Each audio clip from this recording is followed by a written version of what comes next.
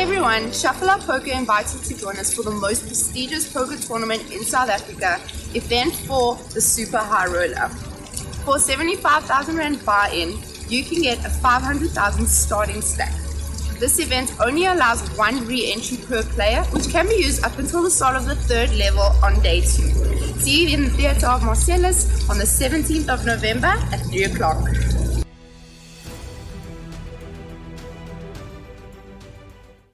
Right, so welcome to day 3 of live reporting at WPT and Shuffle Up Poker's King of the Stacks at Emperor's Palace for 2019. Welcome, by the way, to Chris Dean, who's joining me. How's it, dude? Good to have you here with us. Thanks for having me, my good man. In the dark room that they've put us, which is, of course... oh, wait. There we go. I should probably see if my mic is switched on. There we go. Is it on now? There we go. All right, so there we go.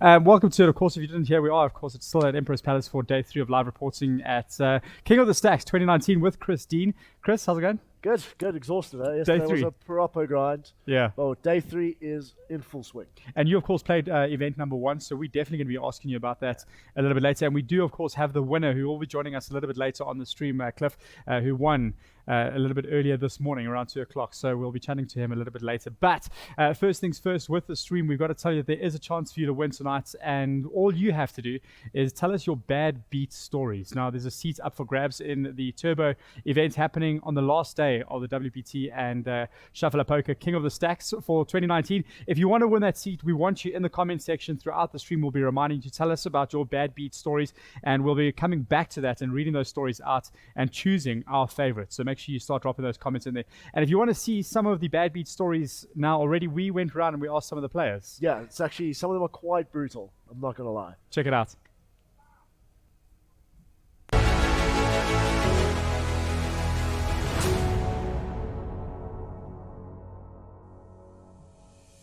Hey guys, welcome back to WPT on day 3. So today I'm going around catching up with 1 or 2 players just to have a little fun and find out what some bad beat stories that are still haunting some of the players that are playing here today.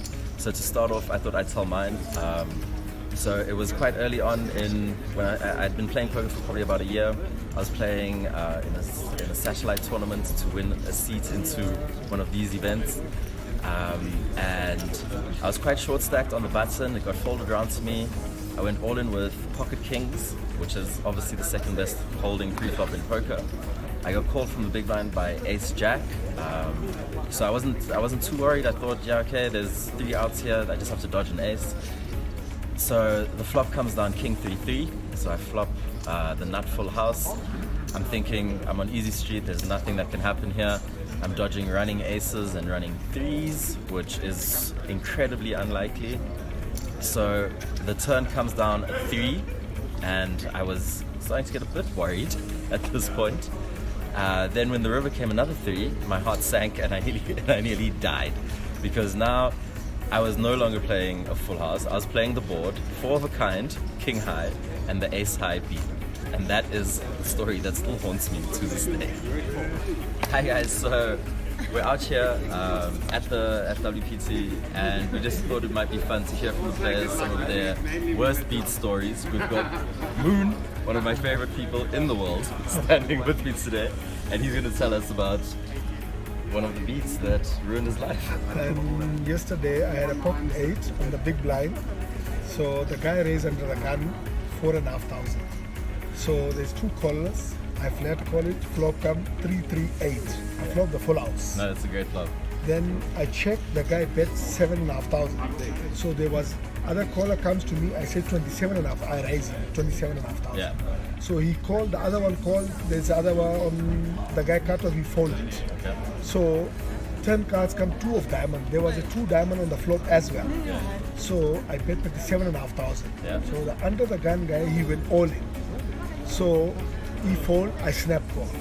So he opened pocket 9s, and there was on the board 3-3-8 and 2 of diamonds. Yeah. Rubber come down, which is a bigger full house. So that's how I got out in the competition. So guys, that was my bad beat story. That is a 4%. I want to say it's super 2%. 2%. It's Only really two not lines. likely. Yes. It's such an And- ugly beat, and thanks for sharing with us. Pleasure.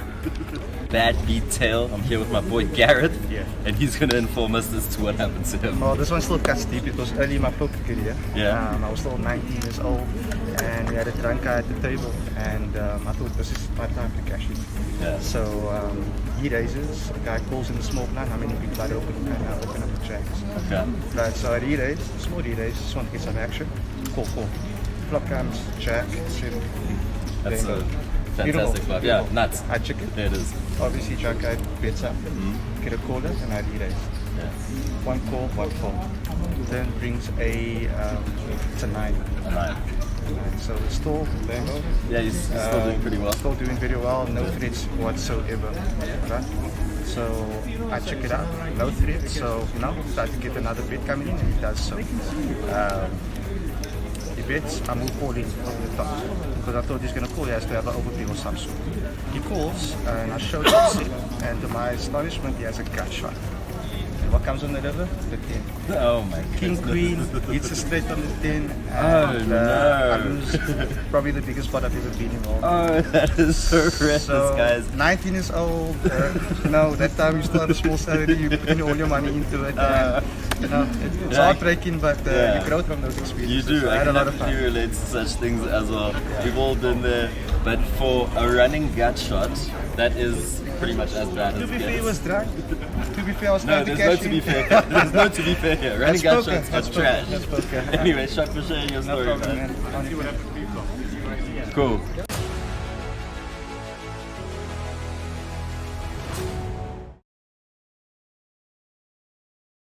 So there we go. We're back. And of course, those bad beat stories are kind of horrible to say the least. I'm lucky some of those stories haven't happened to me. But if you've had a bad beat happen to you and you want to win a seat in the Turbo event, which is happening, of course, on the last day at the WPT and Shuffle Up Poker King of the Stacks 2019, go and drop it in the Facebook comments right now. And if you think you know another poker player that's got a bad beat story and you want them to win a seat in the Turbo event, which is happening on the last day, tell them to come to the live stream right now. Phone them up, tell them to come onto the Shuffle Up Poker page and come and check out the live stream. Right. So, Chris, before we get to what happened to you guys yesterday, let's talk about what's currently happening on the floor. There are a couple of games happening. Yeah.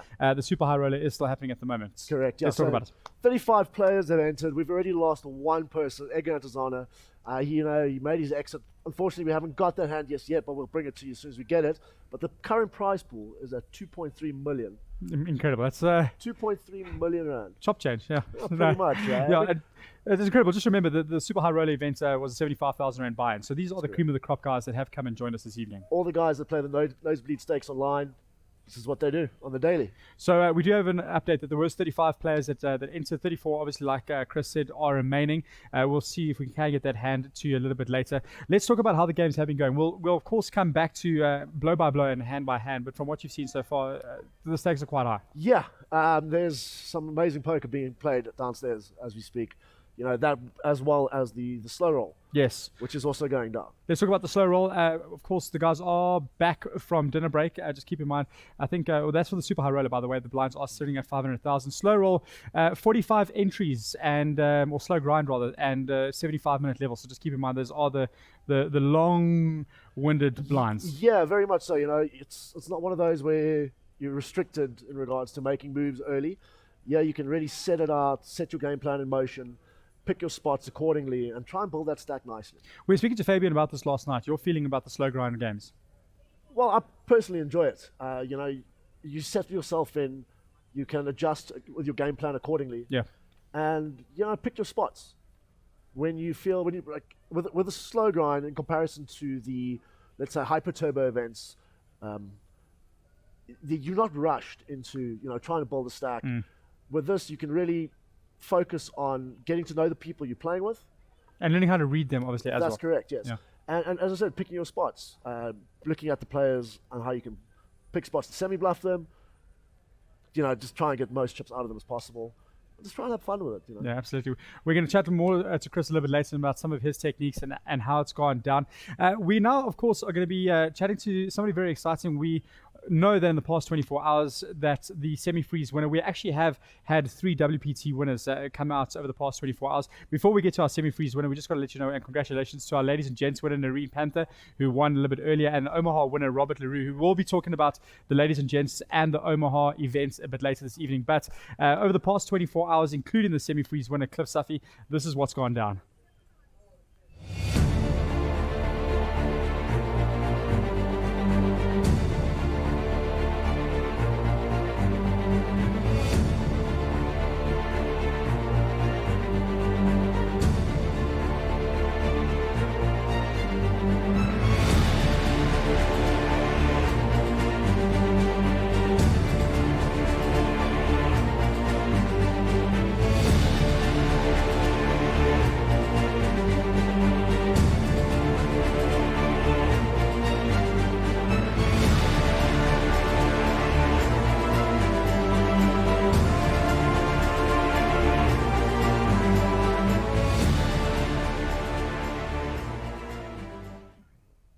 And we are sitting here with last night's winner of the semi-freeze. Cliff, congratulations, my good man. Thank you very much, Chris. How Good are to you be here. feeling? Tired. It was a long 2-day stretch, but I feel great. Still Yeah. hasn't sunk in properly, but we get in there. I mean, we started yesterday at the same table. It was quite an interesting table as is, but you came in with 90,000 after the break, correct? Yeah, sure. So a lot of people don't know this. I actually came in to day 2 with 3 big blinds. I had 15,000 chips. Average stack was around 180,000. So I was under a lot of pressure, to say the least. So yeah, coming into day 2, I decided I'm going to do the second bullet and start off with a clean, decent 90 and try to build my way up. And your game plan from day 2, building up to that final table, did you have any or did you adjust accordingly? You know, to be honest with you, I never really have a game plan. I always get to a table, I assess my competitors, my opponents, I try to get a read off whoever I can and adjust accordingly. Sure. Let's take a look at some of the hands you played on the final table. The first one where you just, excuse me, you shipped with 9-5 out of the cutoff, if I'm not mistaken? That's correct. All right. It was about 2.4 million. 2.4 million. So with that being said, why straight shove 9-5? You know, to be honest with you, I was playing heads up against Kenny Morgan. Great player, very tough competitor, tough customer. And I know Kenny is very aggressive. You know, throughout the final table, he was extremely aggressive. He knows when to pull the trigger. So I knew, you know, he had a massive chip stack in comparison to mine. So I was kind of an underdog. And yeah, I just basically used his aggression against him. And with that hand, I honestly thought, you know what, I've got 2 live cards. Considering the fact that I had maybe 4 big blinds left, I never really had a choice to wait for premium hands. In that situation, you got to try get it in 20% of the time. Hopefully he's folding, and if he does call with the ace, I'm live. For sure. I mean, in that case, Kenny did actually pick up ace king. Sure, when I saw ace king turned over, you know, it was always a sweat. I mean, at the end of the day, you're still looking at pretty much a coin flip, as you do have, as you said, 2 live cards, but you're going in there at least a 3 to 2 dog, in a sense. But you did find the 9. Sure, the 5 actually. Sorry, the 5. Yes, the 5 came up, and you know, once you hit, you're always a sign of relief. Yeah, now you just have to dodge the rest of the world. That's it, Right. 100% basically. So let's take a look at the second hand that you picked up. So let's have a look. You picked up, what was that? Ace 8. I picked up ace 10, and Yes. Kenny once again picked up ace 8 off. Yes. All right. So that was also all-in shove pre, correct? Yes, Kenny, I was big blind, I think I was. Kenny had ace 8 and he shoved pre. And, you know, I woke up, I saw the ace, the second one looked pretty as well, and I snap called him. And he turned over ace 8, and it's, you know, it's always a dream to be in that situation and find out that you're dominating. Yeah, you So, pretty much have the hand locked. Sure. You know, basically on the turn card, because your equity has just increased massively. But let's take a 100%. look at the last hand. You know, with that being said, you guys were going back and forth, back and forth. You were picking up some chips, and then when it came to the last hand itself, you opened up with Jack 8, if I'm not mistaken. That's correct. And you were on the button, right? Correct, On the Chris. button. So you made it 2.2 million to go, 2.2. and Kenny just smoothed you off. Flat called me smooth.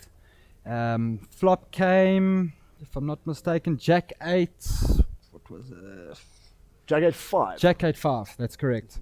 So I flopped 2 pair. Yes. And again, knowing my customer, Kenny's very aggressive, so I opted to check the flop. Kenny checked back with me. The turn came, I think it was a 2. And I decided I was going to put out a little feeler bet, test him, give him some rope to hang himself, so to say. And hopefully he fell for the bait, and that's exactly what happened. So if we look at the sizing of that bet that you put up on the turn, you bet 400,000 into a pot of almost 4.4 million. 400k, that's correct. What was the thought process behind that? I wanted to act weak. I wanted to act like maybe I'm trying to, I can't even say steal it because that's really a min bet, but just see where my opponent is. Has he hit? Hopefully he's coming along, and he snapped all in. So you just shipped the baby in. Shipped the baby in, and it was a dream for me being in that situation. I mean, we were pretty equal in stack. I think I had him just about covered. And yeah, I turned over the Jack 8. And then you realized the dream. I realized the dream. I rivered the boat. Can't complain. Yeah. And, throughout the series itself, is there any other events that you're looking forward to taking part in? Have you thought of which ones you might be playing, which ones you might be sitting out? There's so many great tournaments, and there's such great players. It's just a dream to be here and to be playing with these experienced veteran players. I think the good one to be in would be the high roller, and definitely the main event. Yeah, the main event and the high roller always attract such a massive crowd. 100%. But thank you, sir, once again. Congratulations. Appreciate it. And I'm looking forward to seeing you Thank you very much, Chris. Thanks. I kind of lost track for a second.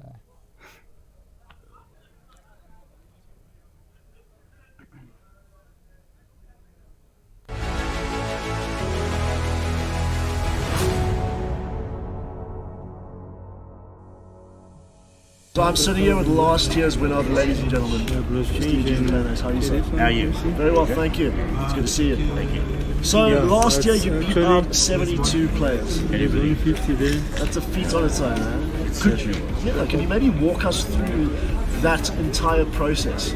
Your strategy going into it and adjusting accordingly throughout the tournament? I remember driving to the tournament, and previous tournaments, I would get lousy cards and complain to myself, sitting there, no hands. And when I drove to that tournament, I said to myself, instead of moaning about it or feeling frustrated about the cards you get, just accept what you get and just enjoy it. So it was a phenomenal mindset change that I had coming here. And it worked. But to be honest, I had 2 or 3 very, very lucky hands that got me there. But then I do think that luck does come into it every now and again. Yeah, just a little bit though, just a little bit. And in regards to the years that you've been playing the game itself, prior to winning the event. Right. I've played for about 6 or 7 years in tournaments. I did come 29th in 8 tournaments that had about 220 players, so I felt quite good about that. Other than that, I've been winning satellites to get me into tournaments. But I love it. I'm retired. It's a fantastic way to get your mind off lousy golf like I play today. So yeah, I thoroughly enjoy it. That's great. And what other events would you be playing within the series? So playing in this one now, the semi-threes, and then I'm playing in the ladies and gents tomorrow. If I get knocked out of this one, of course, because I'd like to defend my title. And then I'll play in the main event next Friday. Fantastic. And rumour has it your favourite player is obviously Daniel Negreanu. What exactly about Daniel do you find most appealing? Daniel Negreanu and Tom Dwan, but for 2 different reasons. Daniel Negreanu has just got a lovely attitude about the game. He seems to enjoy it. He doesn't let bad beats bring him down. He doesn't, when he wins a massive pot, he's an even-tempered sort of a player, but full of fun, enjoys himself. So I really enjoy his attitude about it. And then Tom Dwan, for a different reason, I think he's lethal. If you had to put me at a poker table and pay for an entry, I'll give you back the money and I'll walk away. I would never want to play against Tom Dwan. Yeah, it's another level of thinking that. Yeah. Well, all the best for the rest of the series. Thank you. Hold your thumbs as you retain your title, ladies and gentlemen. Thank you very much. Thank you, sir. Thank you. Appreciate it.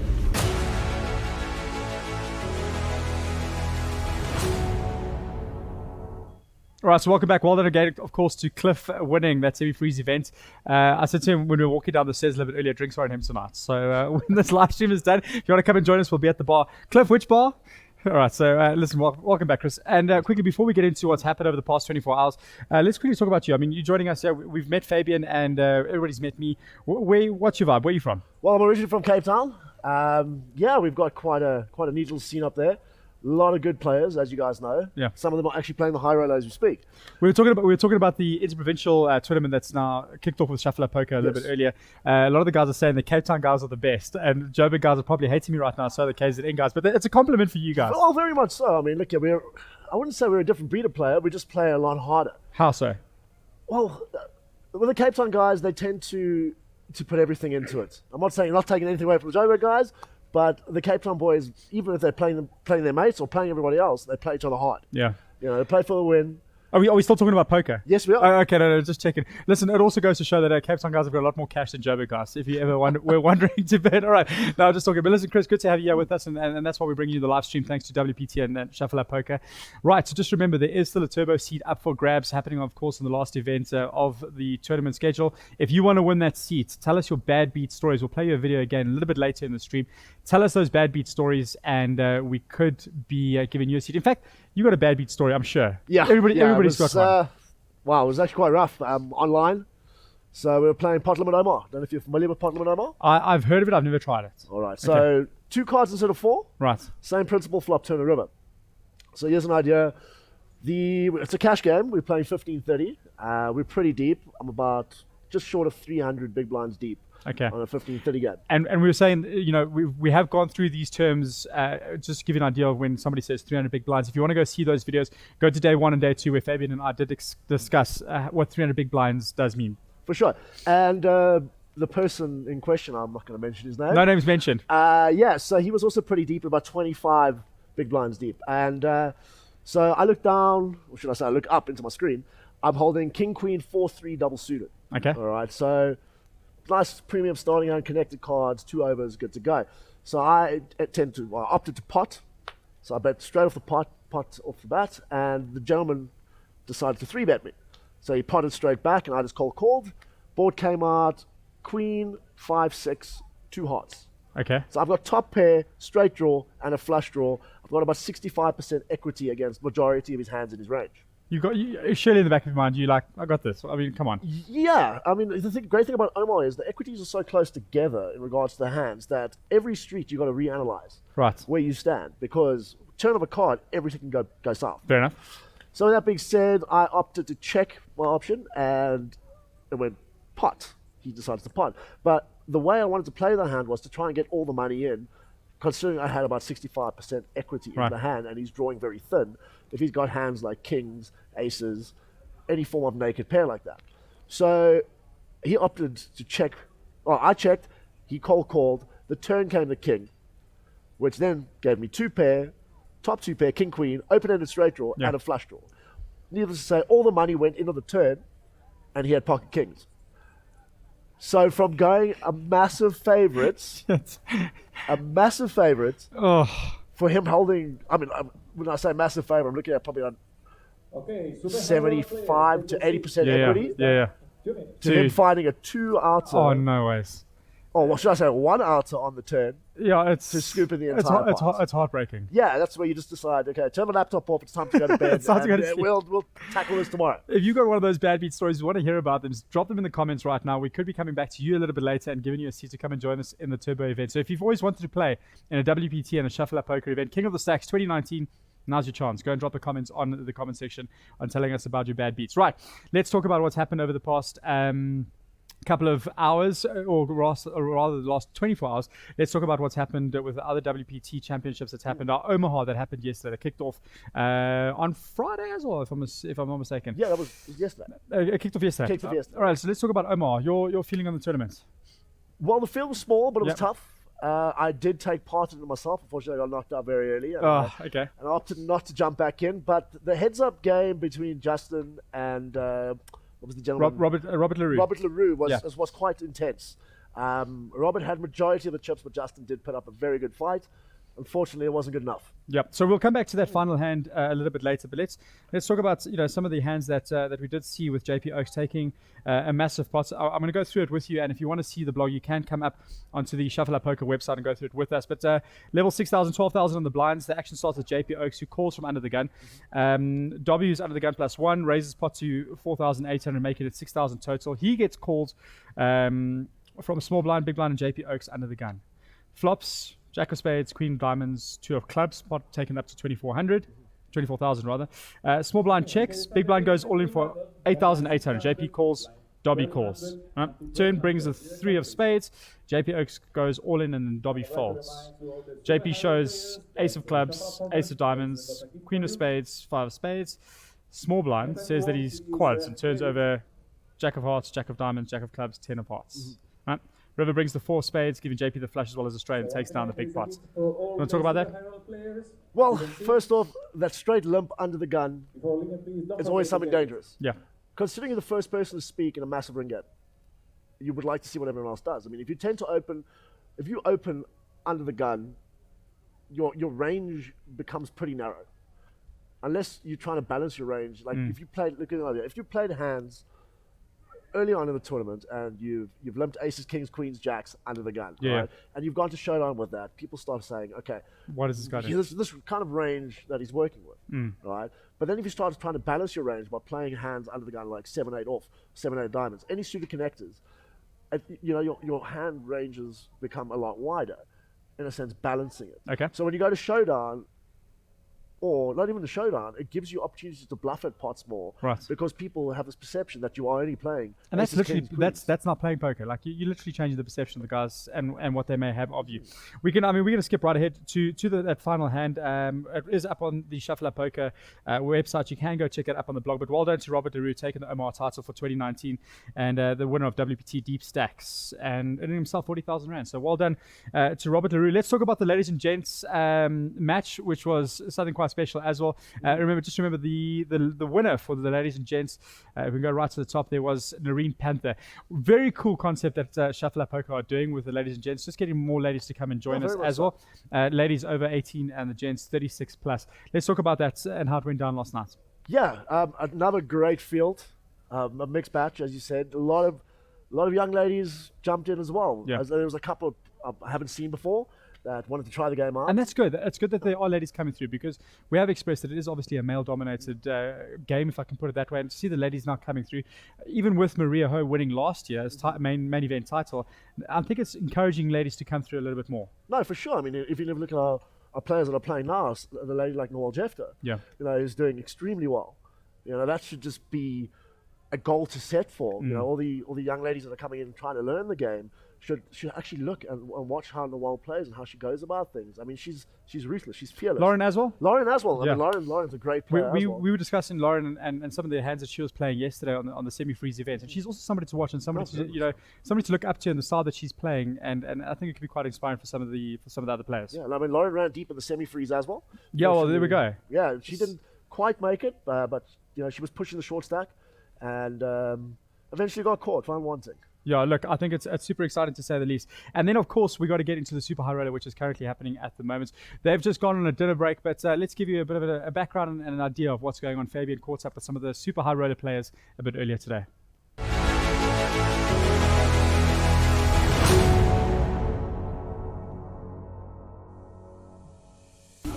Hi guys, welcome back to WPT King of the Stacks. Day 3 underway. Super high rollers in the background, 75,000 rand buy-in. This is the big one. This is the one that all the top players in the country have come out to play. As you can see, actually has already begun. We're on level 2. Blinds 300, 600. The big blind ante has not been introduced yet. Average stack is still around 500,000, which is the starting stack for this tournament.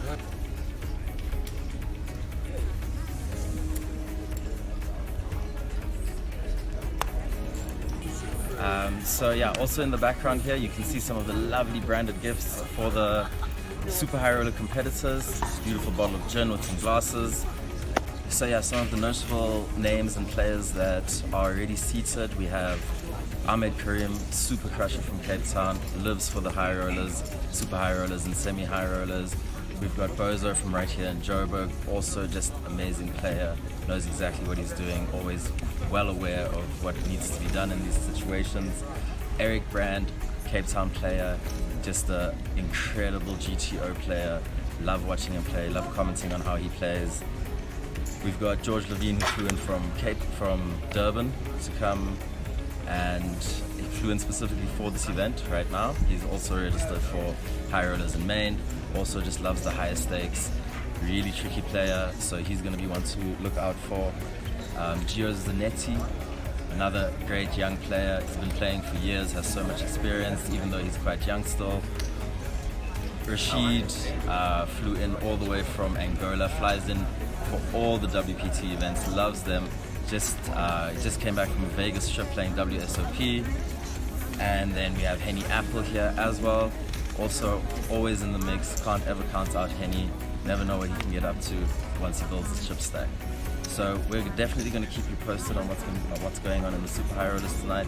Make sure to join us for the live stream tonight. Alex and Chris will be taking you through some hands. And yeah, good luck to all the players today.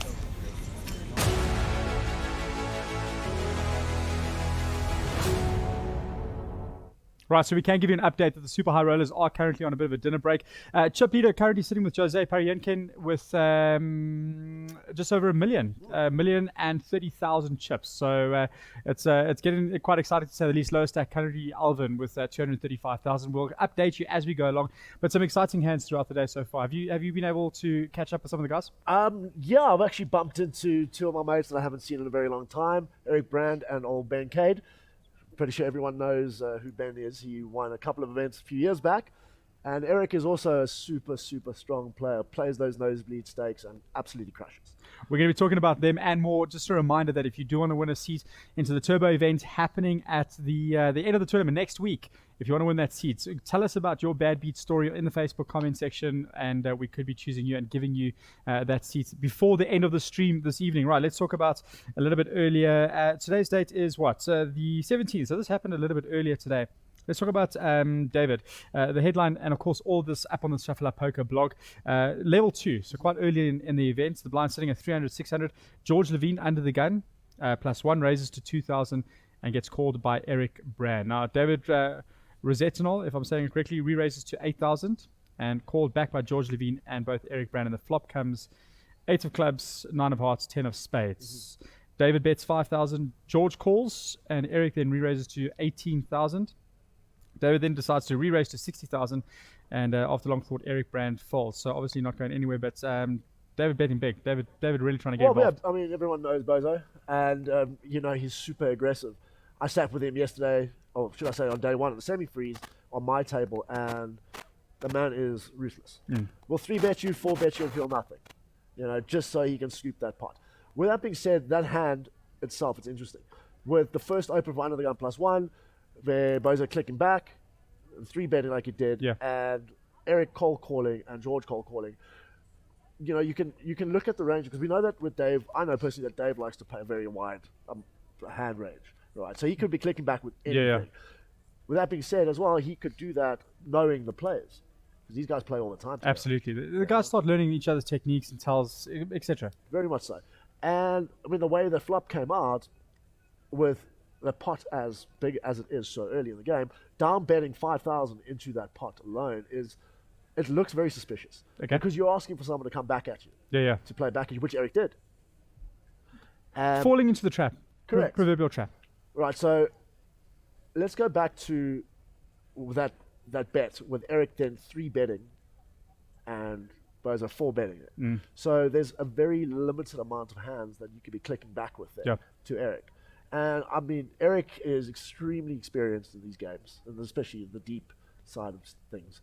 And he's probably putting Dave on a hand like kings, queens, aces around there, and trying to make a play for it.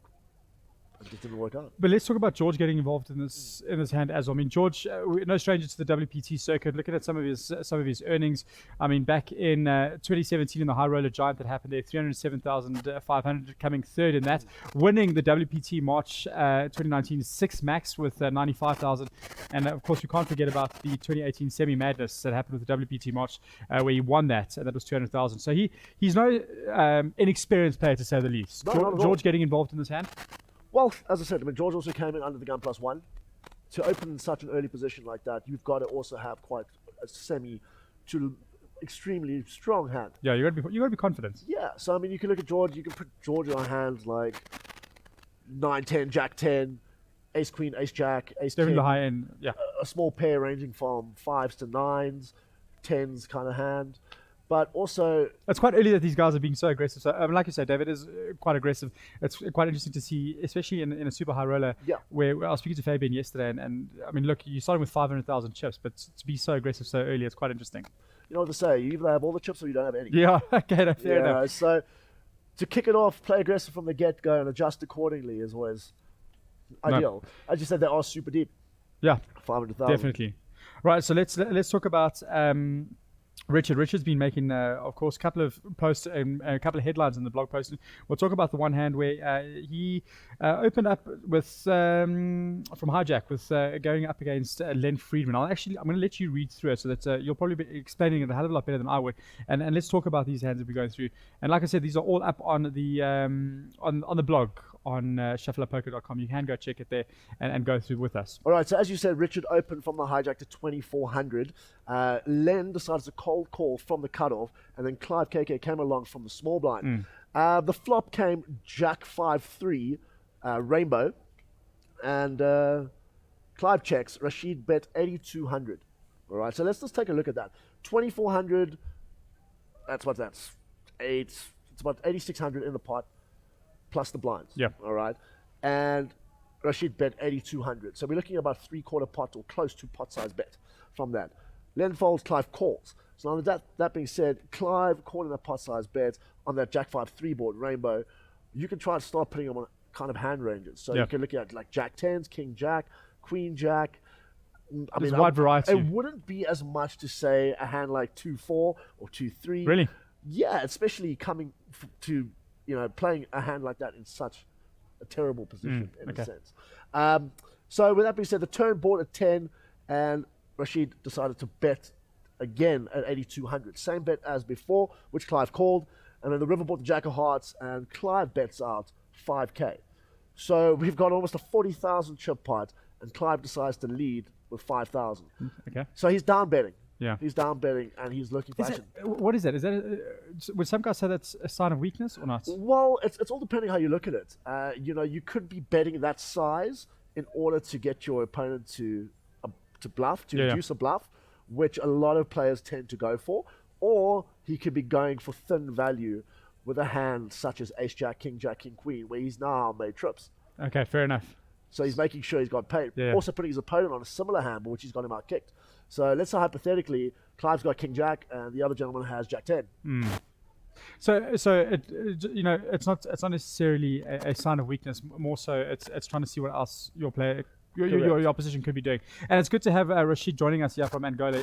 He visits just about every WPT, so it's good. And talking about Clive, he's no stranger to WPT. I mean, looking at some of the history that he's gone through, coming fifth back in the super high roller in March, actually, where he cashed in the 200,000, which was he knows these events. He knows how to play these guys. And of course, winning the slow roll back in 2017, 227,000. That's also a massive. That is, that's a big take. All right, so ending that part off, Clive, coming through with 5 of diamonds, 10 of diamonds for 2 pairs and taking it. So, Clive knowing what he's doing there. No, very much so. Incredible. Let's talk about the action with Alvin Pillay. I think and this is the beauty of the stream with Shuffle Up Poker. Chatting to the guys like Christine and Fabian who are experienced that can be helping us with these kind of hands that you can find up on the blog. Sure. So Alvin opened up to 2,400 from the hijack. Dave decided to call from the button, and Jamie Vela, which also called from the small blind. So the flop board, Jack of Diamonds, 3 of Spades, and 10 of Spades. Action checked around, which bought the 10 of Clubs, right? Jamie then checked. Alvin bet 5,000 on the turn. So we've got a paired board, 10s, Jack 3, with basic is monotone. There's no flush draws that's getting there. There's no straight draws that are getting there. I mean, Jack 10 on that type of board, the person could have a hand like Ace Queen. Right? In that case, they have a gut shot. They're not going to really bet out on that gut shot because they want to see a free card, see if they can catch it. Of course. There's also other ways to go about it. But with the flop going check, check, check, 3 ways, and the 10 coming on the turn, it's also quite a shutdown card for someone that might have a hand like Ace Queen. Yeah, because as soon as they want somebody to obviously initiate the betting before then. Not necessarily, because with a hand like Ace Queen and you have a gut shot, for example, you've got 4 cards in the entire deck you're drawing to. Yeah, okay. So your equity is minimal. You've literally got maybe 7.5%. I haven't got the exact figure, but about 7.5% in regards to hitting that 1 card. Okay. Sorry, where was I? So the river bought a queen. Jamie led out to 15,000, and Alvin made it 45k. Right. Really taking it up. So let's take a look at that board again. It's Jack 3, 10, 10 queen. Right? What in your mind, if this was me and you?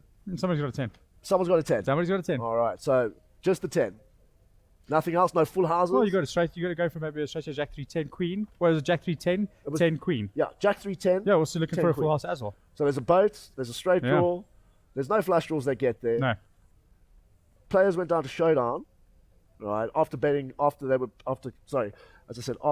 it 4,500, Jamie called. They both had the same hand. They both showed Queen 10. Okay, there we go.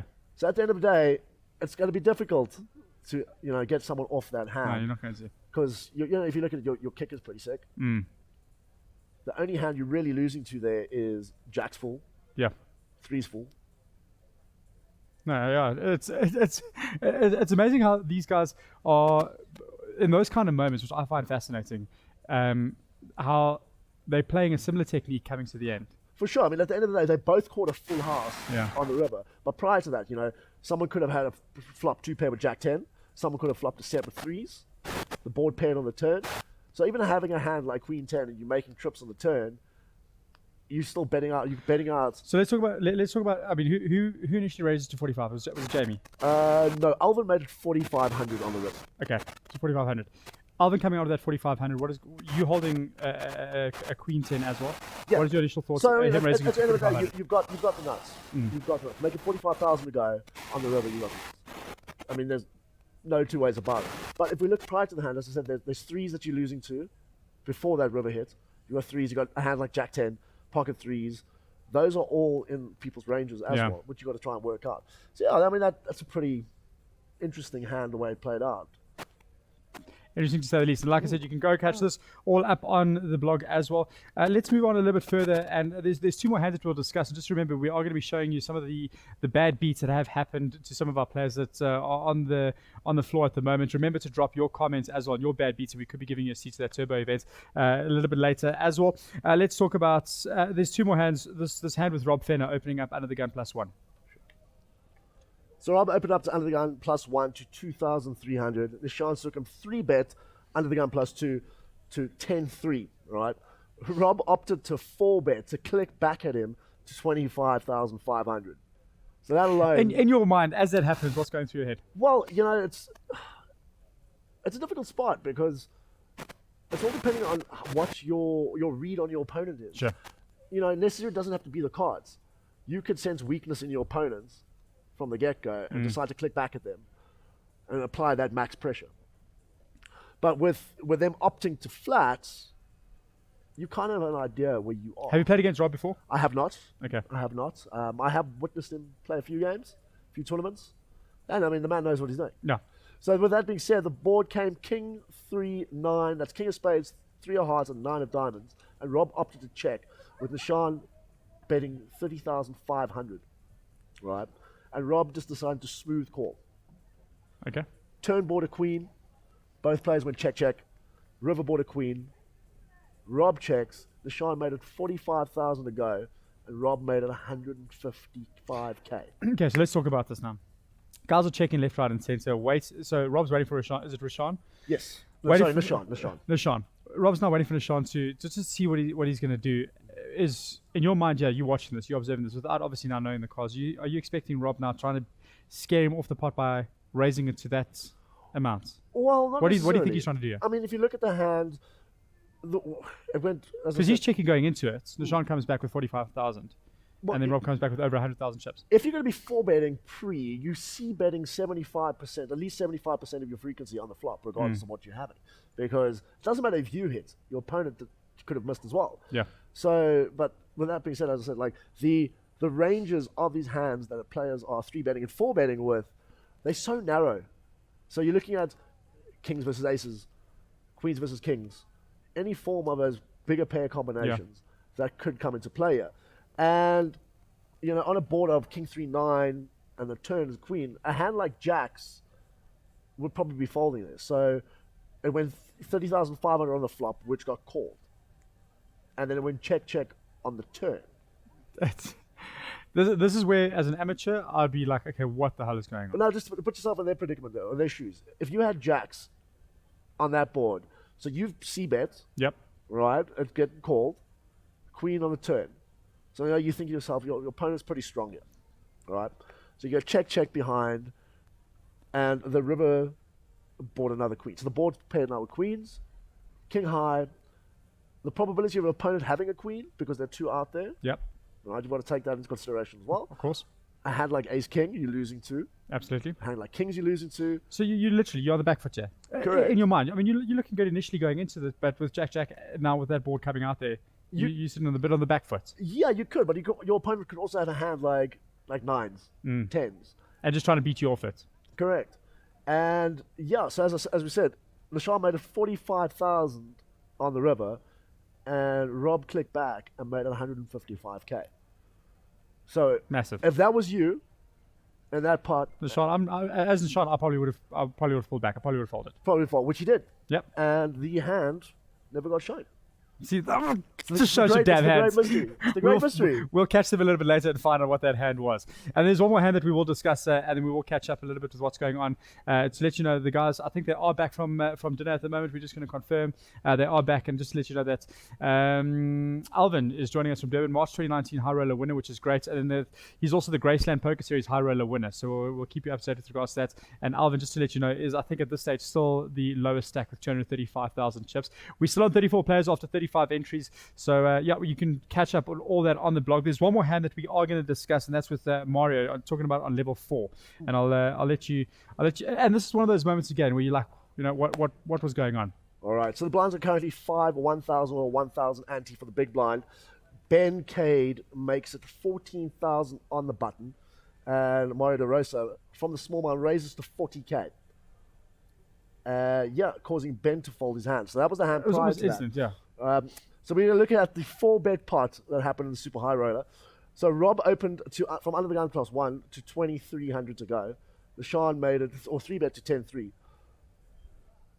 Sorry, is that the correct? Yeah, hand? no, I think that's the That one. was the one we just did, Yeah, yeah. that was that. Yeah, so I think this one over here was just an update on the fact that Yeah. Ben just raising and Ben folding just after Morrow raised it up to 40,000. Was it just a quick open close and just moving Well, on? you're fine. I mean, within tournaments like this, your button is obviously the most important position to be at because you get to see what everyone else Yeah. does.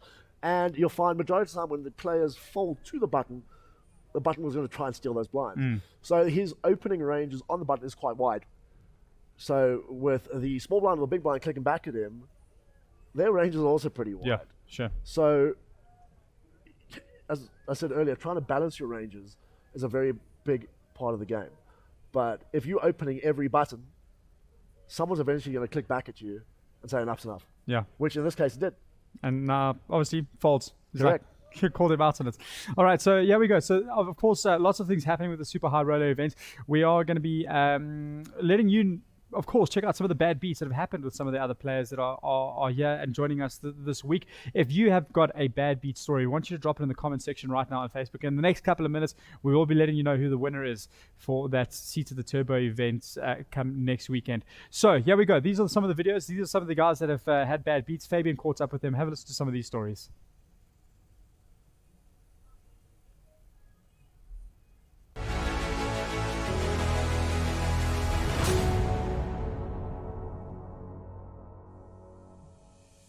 Hey guys, welcome back to WPT on day 3. So today I'm going around catching up with one or two players just to have a little fun and find out what some bad beat stories that are still haunting some of the players that are playing here today. So to start off, I thought I'd tell mine.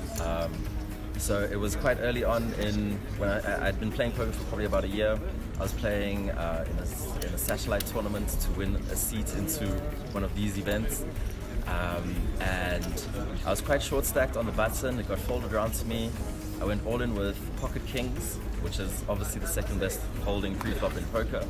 I got called from the big blind by ace jack. So I wasn't too worried. I thought, yeah, okay, there's 3 outs here. I just have to dodge an ace. So the flop comes down king 3-3. So I flop the nut full house. I'm thinking I'm on easy street. There's nothing that can happen here. I'm dodging running aces and running 3s, which is incredibly unlikely. So the turn comes down a 3, and I was starting to get a bit worried at this point. Then when the river came another 3, my heart sank and I nearly died, because now I was no longer playing a full house. I was playing the board, 4 of a kind, king high, and the ace high beat. And that is the story that still haunts me to this day. Hi guys, so we're out here at WPT, and we just thought it might be fun to hear from the players some of their worst beat stories. We've got Moon, one of my favorite people in the world, standing with me today, and he's going to tell us about one of the beats that ruined his life. And yesterday I had a pocket 8 on the big blind. So the guy raised under the gun 4,500. So there's 2 callers. I flat call it, flop come 338. I flop the full house. No, that's a great flop. Then I check, the guy bet 7,500. So there was other caller comes to me, I said 27,500. I raise him 27,500. Yeah. So he called, the other one called, there's the other one, the guy cut off, he folded. Okay. So 10 cards come, 2 of diamond. There was a 2 diamond on the flop as well. Yeah. So I bet 27,500. Yeah. So the under the gun guy, he went all in. So he fold, I snap call. So he opened pocket 9s, and there was on the board 338 and 2 of diamonds. Yeah. Rubber come down. It was a bigger full house. That's how I got out from the competition. So guys, that was my bad beat story. that is a 4%. I want to say it's super 2%. 2%. It's Only really 2 not lines. likely. Yes. It's such an ugly beat, and thanks for sharing with us. Pleasure. Bad beat tale. I'm here with my boy Garrett, and he's gonna inform us as to what happened to him. Well, this one still cuts deep. It was early in my poker career. Yeah. I was still 19 years old, and we had a drunk guy at the table, and I thought this is my time to cash in. Yeah. So he raises, the guy calls in the small blind, how many people I'd open, and I open up the jacks. Okay. Right, so I re-raise, small re-raise, just want to get some action. Call. Flop comes, jack, 7. That's Then a fantastic beautiful, flop. beautiful. Yeah, nuts. I check it. There it is. Obviously, drunk guy bets up, get a caller, and I re-raise. Yeah. 1 call, 1 fold. Then brings it's a 9. A 9. And so it's still playing well. Yeah, he's still doing pretty well. Still doing very well, no threats whatsoever. Right? So I check it out, no threats. So try to get another bet coming in, and he does so. He bets, I move all in over the top because I thought he's going to call. He has to have an overplay or some sort. He calls, and I show him the set, and to my astonishment, he has a gut shot. And what comes on the river? The 10. Oh my god. King Queen hits a straight on the 10. Oh And, no. I lose probably the biggest spot I've ever been involved. Oh, that is so horrendous, So, guys. 19 years old, that time you still had a small salary, you put in all your money into it. It's heartbreaking, but you grow from those You experiences. do. So I I had can a lot of definitely fun. relate to such things as well. We've all been there. But for a running gut shot, that is pretty much as bad as To it be fair, he gets. was drunk. To be fair, I was No, trying to there's no cash to be in. fair. There's no to be fair here. Running gut poker, shots are that's poker, trash. that's poker. Anyway, shot for sharing your No story, problem, man. man. Cool.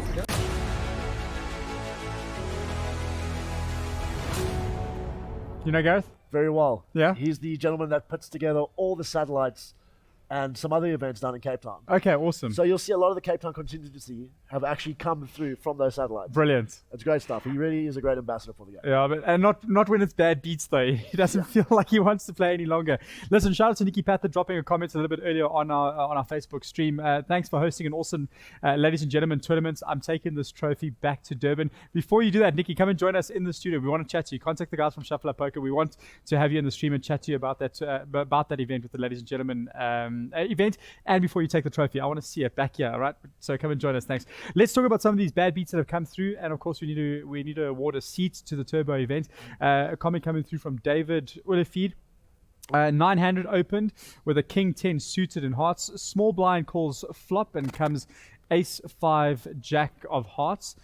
Flop the nut flush with a Royal Flush redraw. Redraw, yeah. I go all in some short stacked, get called by someone who flopped a set of 5. So of course I am far ahead. River pairs the board as the Ace of Spades falls, giving the small blind the full house. Devastated. 2%. That is brutal. Brutal. Three sad faces coming through from David Ullefeed. Sorry, man. Let's talk about Theo Hunter's story. WPT main event last year, October, had King under the gun plus 2 raises. I re-raise in the hijack position, and the flop comes King 10-10. Check, I bet he calls, and turn 6 under the gun. Turn 6 under the gun, raises, and he re-raises flats, calls River 10, and he goes all in. And he had a 9-10 and hits his one outer. Took the slow, agonizing walk to the rail. That's brutal. That is proper brutal. Jeez. That is proper brutal. Brutal. In those kind of moments, you can be as professional as some of the best players in the world or an amateur. It's heartbreaking because it's just that 1% chance of, or that one out, or the 2% chance of luck that comes through. Yeah, it is. But as you said, it's part of the game. Gracious in victory, gracious in defeat. They're both good stories. They are. Do you want to choose one? It's difficult. It's difficult. Should we just give both? I think we give it a both. Okay, so listen, Theo, David, contact Shuffle Up Poker. We'll actually be in touch with you. We have got your details up on Facebook. You're going to come and join us at the Turbo event, which is happening next weekend. Thank you very much for sharing your stories with us, and tell your mates that you are going to be playing. And we could be giving away more prizes on this very stream over the next 8 or so days that are left. Please come and join us, and we'll see you there. Our Shuffle Up Poker team will be in touch with you. Let's talk about what's happening over the next 24 hours or so.